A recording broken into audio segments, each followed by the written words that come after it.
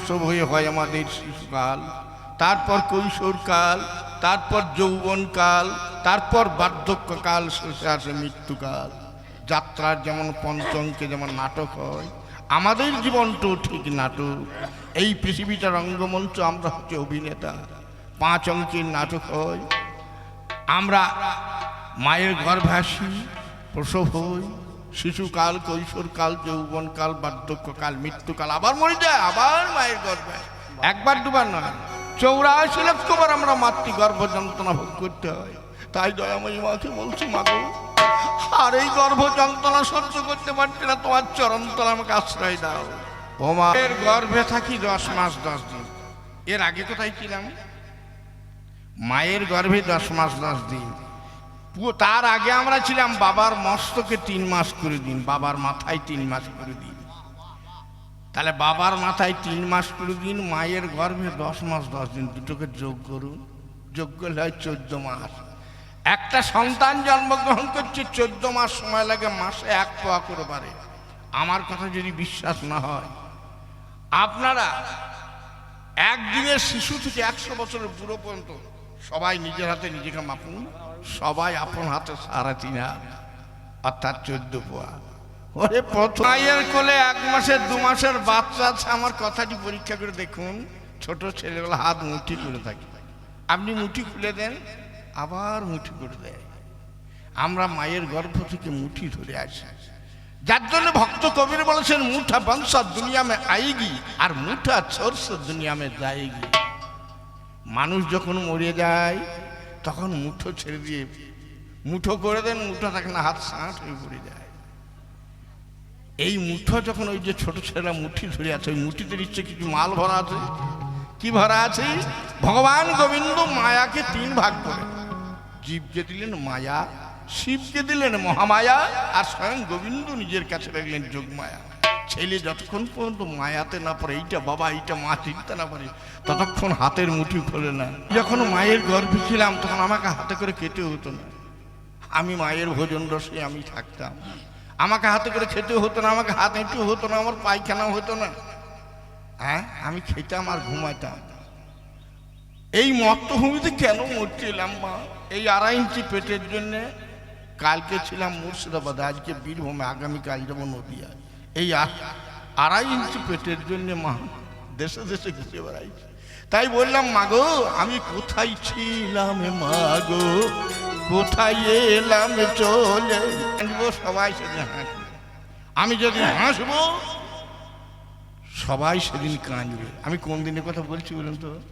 মায়ের গর্ভ থেকে যখন সন্তান মাটিতে প্রসব হয়, তখন কোনো ছেলে হাহা করে হাসতে হয় না, ওঙা ওঙা করে কাঁদে, ছেলেটা কাঁদে। আমি একদিন কেঁদেছি, আপনিও কেঁদেছেন, ছেলেটা কাঁদে। আর পাড়াপড়শির লোক তখন সবাই হাসে, বলো ভালো ছেলে হয়েছে, সবারই মনে আনন্দ। তাহলে আমি যখন কাঁদবো সবাই সেদিন হাসবে। আমি যদি হাসতে হাসতে দুনিয়া ছেড়ে চলে যাব, সেদিন আমার জন্য সবাই বসে বসে কাঁদবে। মাননীয় সুধী সমাজ, এই সে কালের চাকাই ঘড়ির কাঁটার মতন। কোন কাল? শিশুকাল, শৈশবকাল, কৈশোরকাল, যৌবনকাল, বার্ধক্যকাল।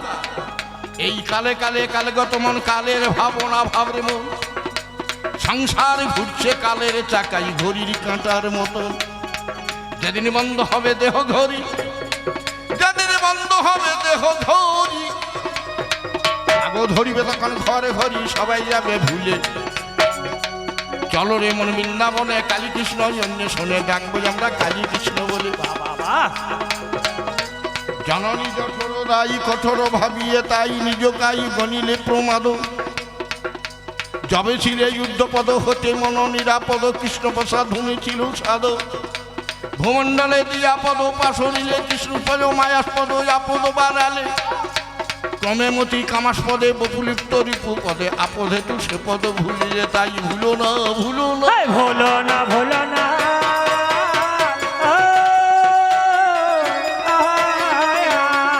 ওরে সদাই করো উপাসনা, ভুলো না ভুলো না, সদাই করো উপাসনা, ভুলো না ভুলো না।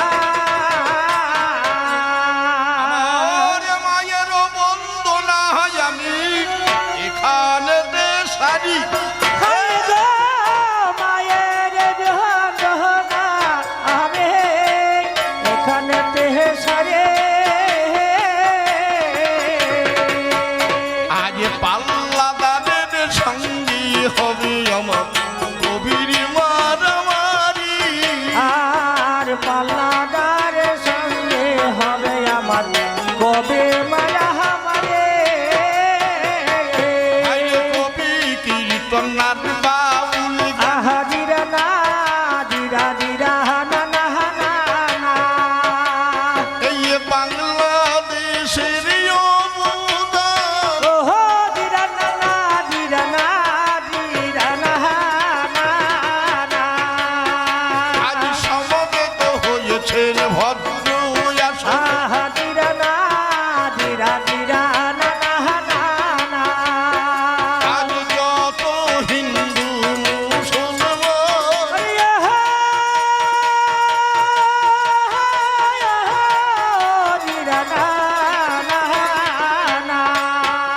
আজ শুনব বলি আজ কবি গানের ভাষা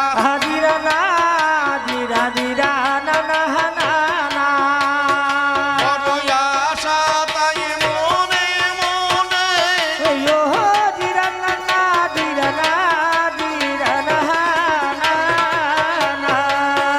আজ কবির রঙ্গে ভাবত রঙ্গে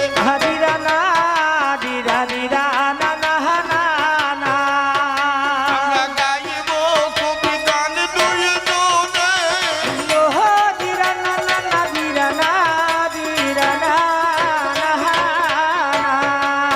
ওরে এই যে মোদের এই কবি গান এই যে মোদের এই কবি গান কোন দেশে ভাই ছিল রে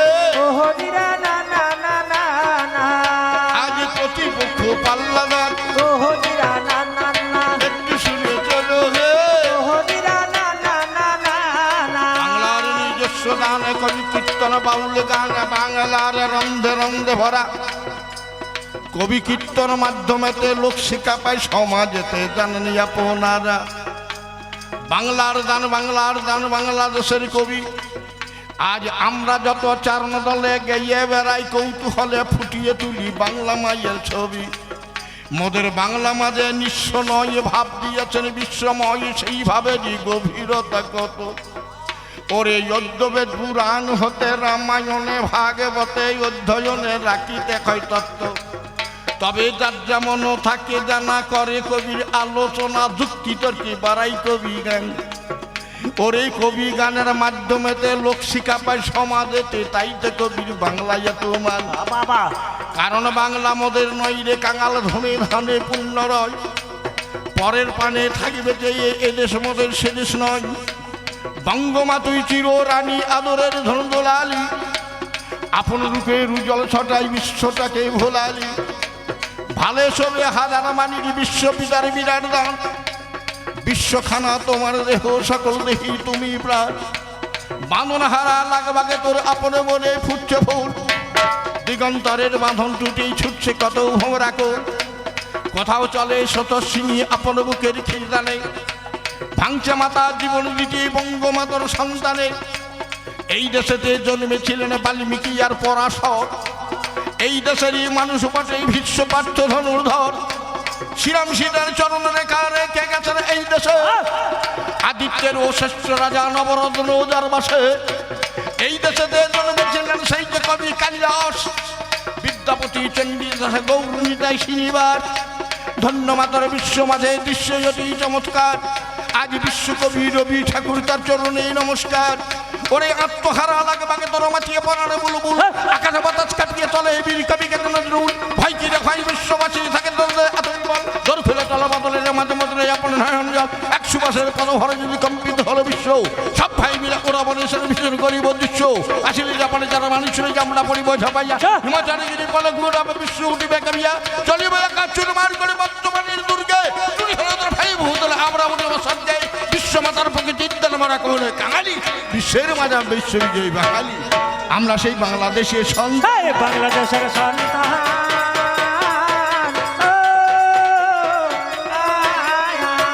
ওরে গাইতে গেলাম কবি গান বাংলাদেশে গাইতে এলাম কবি গান বাংলাদেশের সন্তান কবি করবো বললে যাই না করা জানেন জ্ঞানীজন, কবি গাইব বললে যাই না গাওয়া জানে শ্রোতাগণ।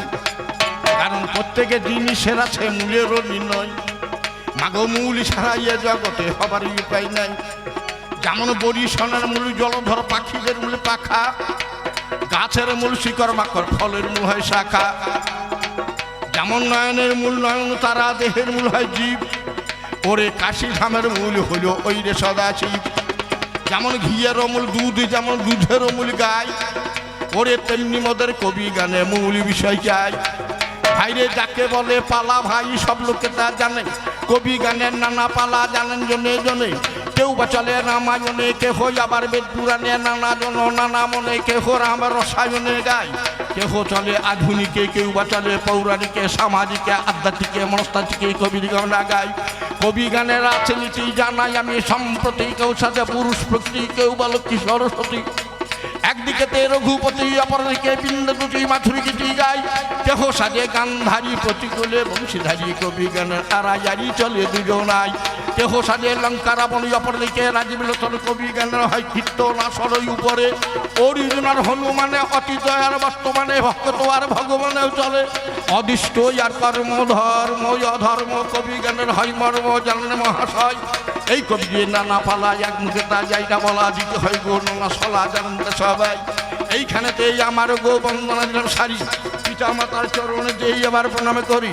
শিক্ষাগুরু দীক্ষাগুরু জানাই নিবেদন, আসর মধ্যেই আছেন গো যত সুধীজন, শত কোটি প্রণাম জানাই প্রতিজনের জন্যই। এইবার যাব আমি আসল কবি গানে, আমার গুরুর চরণ স্মরণ করে করব কবির সূচনা। আর গুরু চরণ শরণ গহরে করব কবির সূচনা, গুরু চরণ শরণ গহরে করব কবির সূচনা। আমার দয়াল গুরু কল্পতরু, আর দয়াল গুরু কল্পতরু, মনের বাসনা। আর গুরু চরণ শরণ করে করব কবির সূচনা, গুরু চরণ। আজ আমি গুরুর নামে ভাষাই কাব্য তরি, আর গুরুর নামে ভাষায় কাবতরি, গুরুর নামে ভাষাই কাব্য তরি। আর গুরুর নামে ভাষায় কাবতরি। আহা দেখো যেন গুরু ডোবে না তরি। হে গুরুর নামে ভাষায় কাবতরি, দেখো যেন গুরু ডোবে না তরি, গুরু নামে ভাষায় কাবতরি। আজ আপনাদের সুশোভিত রঙ্গমঞ্চে আপনাদের নির্বাচিত, আপনাদের প্রযোজিত, আপনাদের আয়োজিত, আপনাদের নিয়োজিত, আপনাদের নিবেদিত, আপনাদের সম্পাদিত, আপনাদের পরিচালিত, আপনাদের মনোমতো, আপনাদের পছন্দ মতো, আপনাদের ইচ্ছা মতো, আপনাদের মনের মণিকোটে আবহমান কাল ধরে সঞ্চিত পালা দিয়েছেন একদিকে অর্জুন আর একদিকে কর্ণ। এ পালা কি রামায়ণের গান? না। এ পালা কি ভাগবতের গান? না গো। এ পালা কি পুরাণের গান? না। আজ গান মহাভারতে। গান মহাভারতে,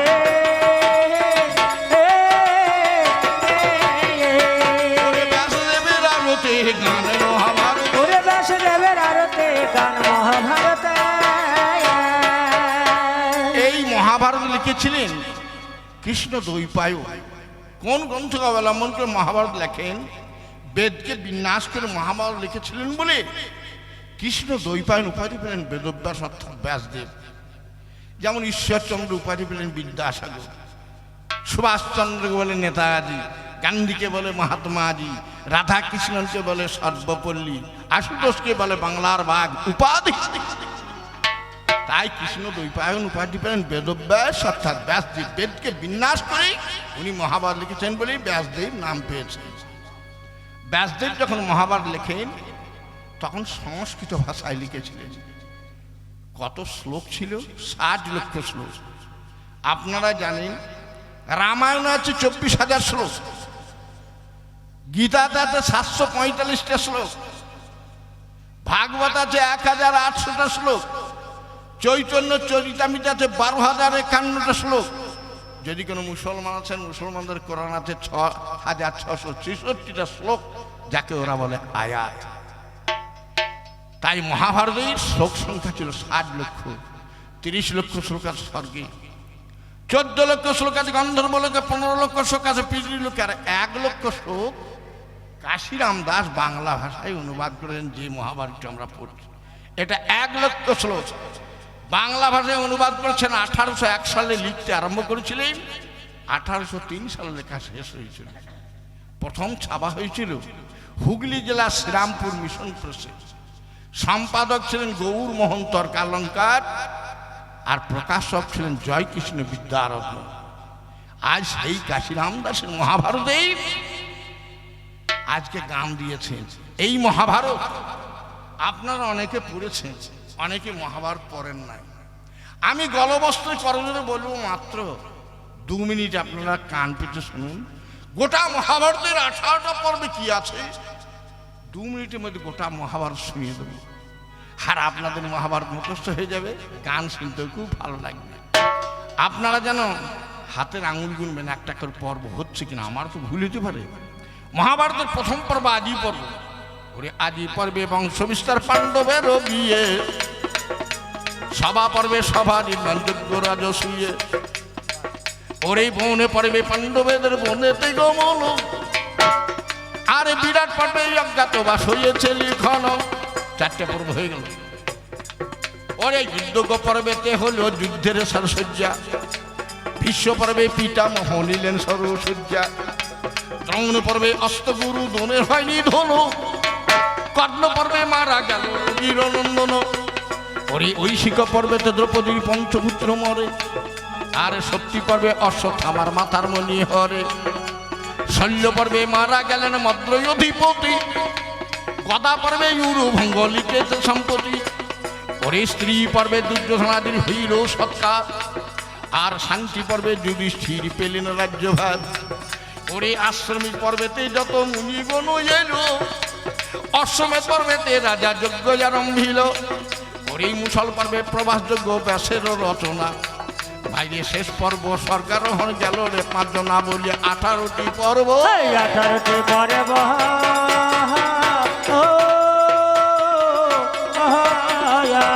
ওরে মহাভারতের গর্ব 18টি পর্ব। ওরে মহাভারতের গর্ব 18টি পর্ব।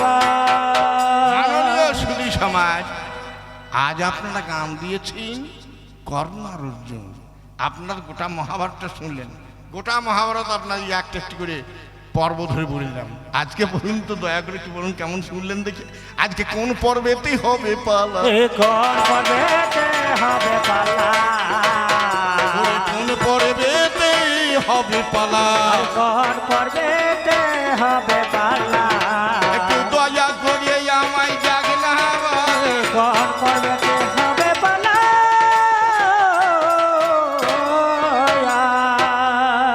আজকে আদি পর্বে পারলা না, আজকে দ্রোণ পর্বে পারলা না, আজকে কি উদ্যোগ পর্বে পারলা না গো। আজ আপনারা জানেন আজ কর্ণ পর্বে হবে পালা। আর কর্ণ পর্বে হবে পালা। কুরুক্ষেত্রের যুদ্ধ হয়েছিল 18 দিন।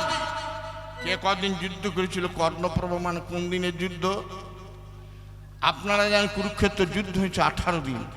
দীন দশানি ভীষ্মেন ভরদ্বাজ তো পঞ্চমে, দীন দন্তু কর্ণেন অর্ধদিন শল্য, অর্ধদিন দুর্যোধনের গদাযুদ্ধ মেত ভারতম উচ্চতে। দীন দশানি ভীষ্মেন, ভীষ্মের হচ্ছে 10 দিন, প্রথম থেকে 10 দিন ভীষ্মের যুদ্ধ। তারপরে যেই 11 দিন পড়লো তখন ভরদ্বাজ পঞ্চমী, ভরদ্বাজ পুত্র দোনের হচ্ছে 5 দিন, তাহলে 10 আর 5 15 দিন। দীন দন্ত কর্ণেন, যুদ্ধের যেদিন 16 দিন আর 17 দিন সেদিন কর্ণ পর্ব, তাহলে 15 আর 2 17, অর্ধদিন শল্য আর অর্ধদিন দুর্যোধনের গদা যুদ্ধ। এই 18 দিন যুদ্ধ, 18 দিন যুদ্ধ। মাননীয় সুধী সমাজ, 16 দিনের যুদ্ধ পাস হয়ে গেছে। আজকে 17 দিনের দিনে যুদ্ধে আজ সম্মুখ সমরে পড়েছি আমরা, সমগ্র সমরে পড়েছি আমরা, ওরে দৈরথ সমরে এসেছি মোরা, সমগ্র সমরে পড়েছি আমরা।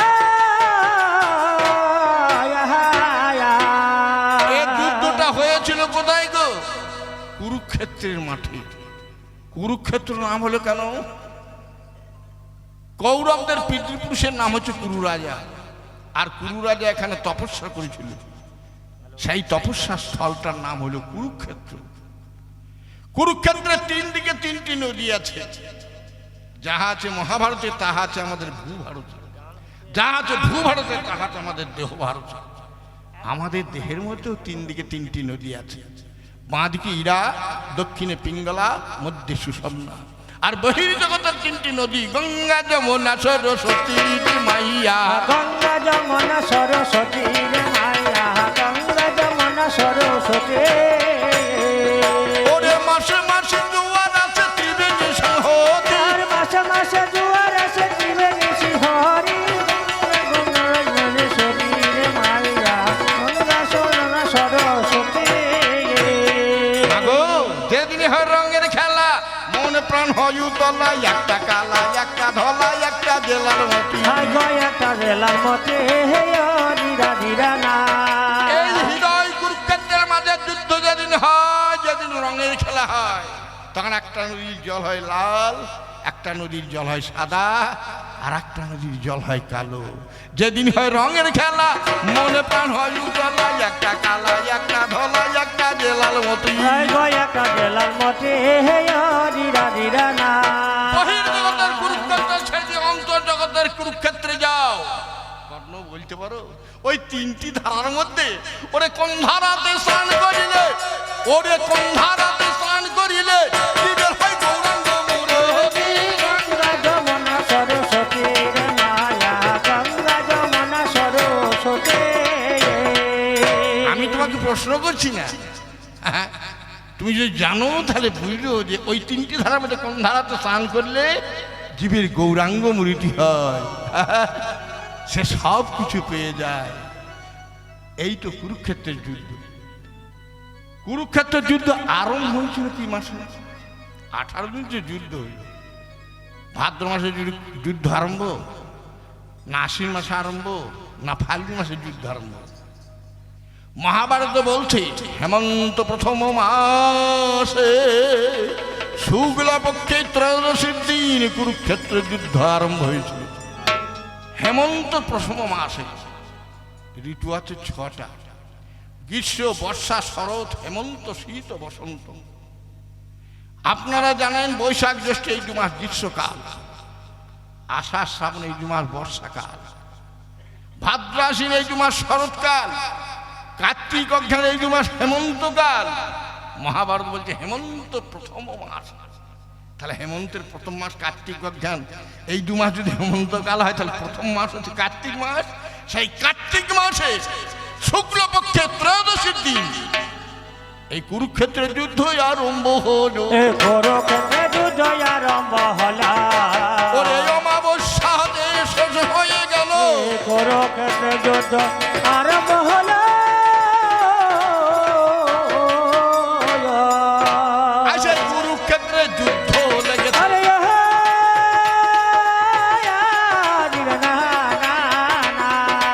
কর্ণ আর অর্জুনের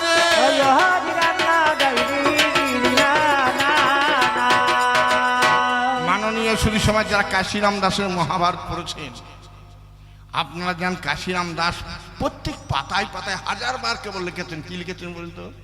ওরে মহাভারতের কথা অমৃত মহাভারতের কথা অমৃত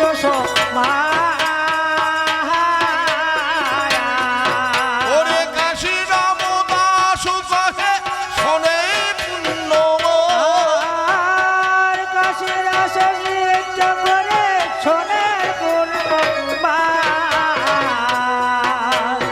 আমরা মনে করছি মহাভারত কাশিরাম দাস লিখেছেন, তার জন্য বারবার কেবল কাশিরাম দাসের নাম আছে। মাননীয় সুধী সমাজ, কাশিরাম দাসের জীবনীটি পড়ে দেখেন। কাশিরাম দাস মাত্র 4টে পর্ব লিখেছিলেন, দিয়ে উনি স্ট্রোক হয়ে মারা যান। 18 পর্বের মধ্যে 4টা পর্ব লিখে স্ট্রোক হয়ে মারা যান। 14টা পর্ব ওর ভাইপো গদাধর দাস 14টা পর্ব লিখলো, অথচ গদাধর দাসের নাম নাই। সব জায়গায় কাশিরাম দাস, যে 4টা পর্ব লিখেছে তারই নাম সব জায়গায়, গদাধর দাসের নামটা নাই কেন? আপনারা যারা সিনেমা দেখেছেন, সিনেমাতে দেখবেন একটা বই আছে অগবধূ সুন্দরী। অগবধূ সুন্দরী বইটার নায়ককে উত্তম কুমার। সিনেমা জগৎ বইটি পড়ে দেখেন, উত্তম কুমার মাত্র 4টা সিন করার পর উনি স্ট্রোক হয়ে মারা যান। উত্তম কুমারের বদলে রঞ্জিত মল্লিক গোটা বইটা অভিনয় করলেন, কিন্তু নামের যখন পোস্টার পড়ে তখন রঞ্জিত মল্লিকের নাম নাই, বলে উত্তম কুমার অভিনীত। কেন রঞ্জিত মল্লিকের নাম হলো না, গোটা বইটা করল? তাই এই যে কাশিরাম দাস মাত্র 4টে পর্ব লিখেছিল, 14টা পর্ব গদাধর দাস লিখল, কেন তার নাম একবারও লেখা হল না? একটা জায়গায় আছে, একটা জায়গায় আছে, কোন দিকে আছে আমি বলবো না, জানো যদি তো বুঝে দেখো, জানো যদি তো বুঝে দেখো। যার জন্য মহাভারতের সূচিপত্রে লেখা আছে, আপনার পড়বেন আদি সভা বন বিরাট পর্বের কিছু দূর, ইহা লিখি কাশিরাম দাস গেলেন স্বর্গপুর। 4টা পর্ব লিখল, তার নাম হলো না। গদাধর দাসের 14টা পর্ব লিখল, তার নাম হলো না। 4টা পর্ব লিখে তার নাম হলো, কেন হলো? এর মধ্যে যে গূঢ় রহস্য আছে, তোমার জানা থাকে তো বলিয়ে যে, জানা থাকে তো বলে যে, না জানা থাকে তো বলতে হবে না। জানা থাকে তো বলে যে। এইবার আমাদের পালার প্রশ্ন, দিরা না দিরা দিরা না না না না, আমার নাম আজ অর্জুন রে। দিরা না দিরা না দিরা না না না। হস্তিয়ার রাজা বিচিত্রবীর্য ছেলে, পাণ্ডুর রাজা আমার বাবা, দিরা না দিরা দিরা না না না না। আমার কুন্তি রানী মাতা গো, দিরা না দাইরি দিরা না না। আমরা পঞ্চ পাণ্ডব পাঁচ ভাই আমরা, আরে